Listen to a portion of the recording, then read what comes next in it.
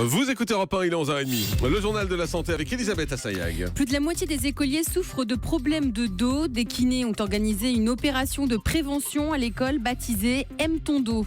Les enfants nés pendant l'été sont en meilleure santé à l'âge adulte. Et puis, si vous aimez le café fort et serré, vous avez peut-être des tendances sadiques. Moi, je l'aime long et sans sucre.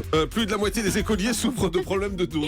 Oui, à cause de leur cartable. C'est pour cela que des kinés ont organisé une opération de prévention à l'école baptisée Aime ton dos.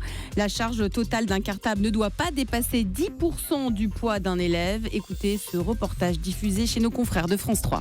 Le poids et le modèle du cartable sont la cible de ce kinésithérapeute. La charge totale d'un cartable ne doit pas dépasser 10% du poids d'un élève. Je fais 30 kilos et mon cartable, il fait 7 kilos. Est-ce que tu peux le porter sur les deux épaules, celui-là ? Non. Non ?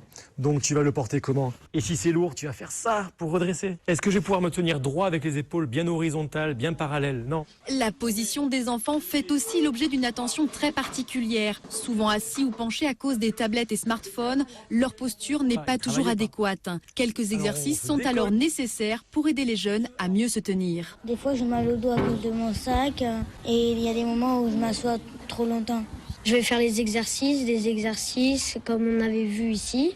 Le mal de dos chez un enfant comme ça est un signal tardif dans le sens où il peut comporter déjà des altérations de ses disques intervertébraux. Et ces altérations, une fois qu'elles sont présentes, elles sont acquises. Ça ne cicatrise pas. Cette action de prévention payante n'est pas encore généralisée dans tous les établissements. Pourtant, 1 heure suffit pour éviter des maux de dos à vie. Les personnes qui aiment le café serré seraient plus égoïstes, voire même sadiques.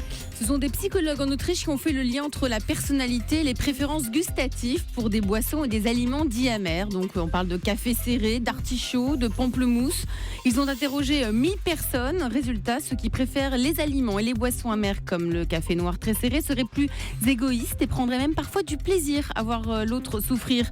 Quand on apprécie des goûts très forts, très amers, on aime aussi prendre plus de risques d'après cette étude plutôt qu'une personne qui ne boit que du thé vert par exemple. Bizarre votre truc. Plus d'un Français sur 5 souffre d'arthrose. Oui, et à quelques jours de la journée mondiale de lutte contre l'arthrose, c'est l'occasion de faire le point sur les idées reçues. Alors on a tendance à dire que c'est la maladie de la vieillesse, mais pas forcément. Un patient sur 3 a moins de 40 ans et on attend en moyenne 2 ans avant d'être diagnostiqué. Donc ça peut commencer dès le début de la trentaine. L'arthrose affecte le moral, perturbe la vie professionnelle pour 70% des personnes et cette maladie coûte en moyenne 763 € par malade et par jour. Les enfants nés pendant l'été sont en meilleure santé une fois adultes. C'est une saison qui influence la taille et la façon dont l'enfant va vivre sa puberté. Ce sont des chercheurs de l'université de Cambridge qui ont analysé les données de santé de 450 000 personnes. En hiver, les bébés seraient moins lourds que les petits nés pendant l'été. Et un modèle mathématique élaboré par d'autres chercheurs explique que les enfants nés au printemps ou à l'été semblent aussi mieux protégés des maladies. Les adultes nés en juin, juillet ou en août sont plus grands que les autres. Voilà. Vous êtes grand, Jean-Marc.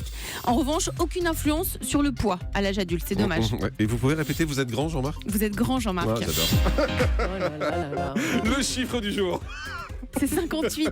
Porter un casque à vélo réduit de 58% les risques de traumatisme crânien. On ne le dit pas assez. Pour ceux qui doutent encore, le port du casque protège les amoureux du vélo. Ce chiffre a été donné lors du congrès annuel de l'Association américaine de chirurgie. Pour parvenir à cette conclusion, les chercheurs ont analysé les dossiers médicaux de plus de 6000 patients admis à l'hôpital pour un traumatisme crânien après un accident de vélo. Parmi eux, seulement un quart portait un casque et le plus faible taux d'utilisation du casque a été observé chez les 10-20 ans. Il faut porter un casque. Effectivement. Merci Elisabeth. Europe 1.